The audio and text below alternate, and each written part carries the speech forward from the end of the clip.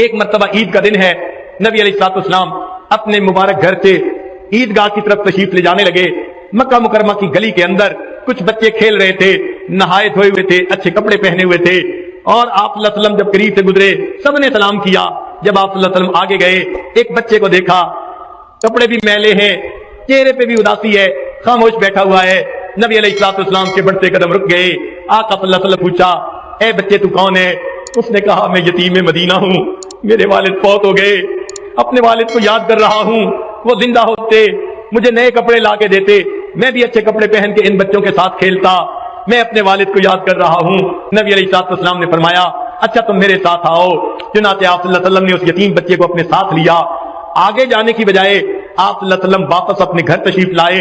سیدہ عائشہ صدیقہ رضی اللہ عنہا کو فرمایا، حمیرہ اس چھوٹے بچے کو نہلا دو۔ ام المومنین نے اس چھوٹے بچے کو نہلا دیا۔ اتنے میں نبی علیہ السلام نے سیدہ فاطمہ الزہرا رضی اللہ عنہا کو پیغام بھیج دیا کہ حسن کے ہم عمر بچہ ہے، کوئی حسن کا لباس دھلا ہو تو بھیج دو۔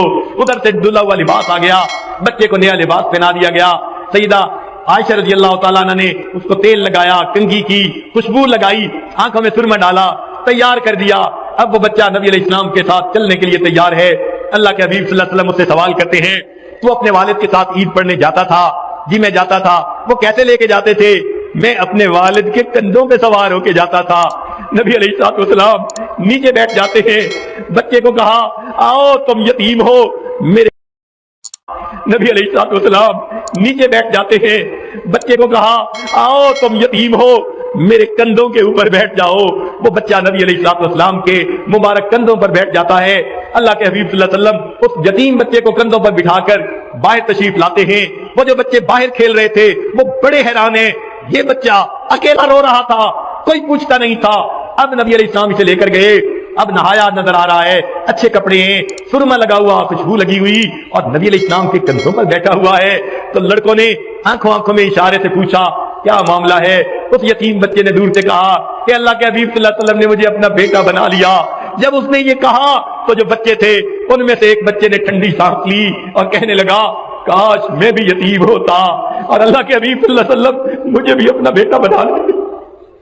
میرے آقا صلی اللہ علیہ وسلم نے انسانیت کو سبق دے دیا۔ لوگوں، اکثر لوگ تو یتیموں کے مال ہڑپ کر جاتے ہیں، یتیموں کے لیے جو ہے وہ ظالم بن جاتے ہیں، لیکن دیکھو میں دنیا میں ہر ایک کے لیے شفقت اور رحمت بن کے آیا ہوں۔ آپ صلی اللہ علیہ وسلم اس یتیم بچے کو لے کر مسجد عیدگاہ پہ آتے ہیں۔ آپ صلی اللہ علیہ وسلم ممبر کے اوپر بیٹھے، کتابوں میں لکھا ہے وہ بچہ نیچے تھی جو ہے زمین پر بیٹھنے لگا۔ اللہ کے حبیب صلی اللہ علیہ وسلم نے فرمایا، نہیں آج تو نیچے زمین پر نہیں بیٹھے گا، اوپر ممبر پر میں جہاں بیٹھا ہوں تو میرے ساتھ بیٹھے گا۔ اس بچے کو آپ صلی اللہ علیہ وسلم نے اپنے قریب بٹھا کر پھر درس دیا، فرمایا لوگوں اگر کوئی یتیم بچے کے سر پر شفقت کا ہاتھ رکھتا ہے، سر کے نیچے جتنے بال ہوتے ہیں اللہ اتنے بالوں کے برابر نیکیاں اس بندے کے نام اعمال میں لکھ دیتے ہیں۔ آقا نے اپنا ہاتھ اس یتیم بچے کے سر پر رکھ کر یہ بات سنائی۔ آقا صلی اللہ علیہ وسلم کو یتیموں سے اتنی محبت تھی۔ اللہ تعالیٰ ہمیں بھی غریبوں، مسکینوں، یتیموں کے ساتھ سچی محبت عطا فرمائے اور دنیا میں نبی علیہ الصلوۃ والسلام کے خلق کا نمونہ بن کر رہنے کی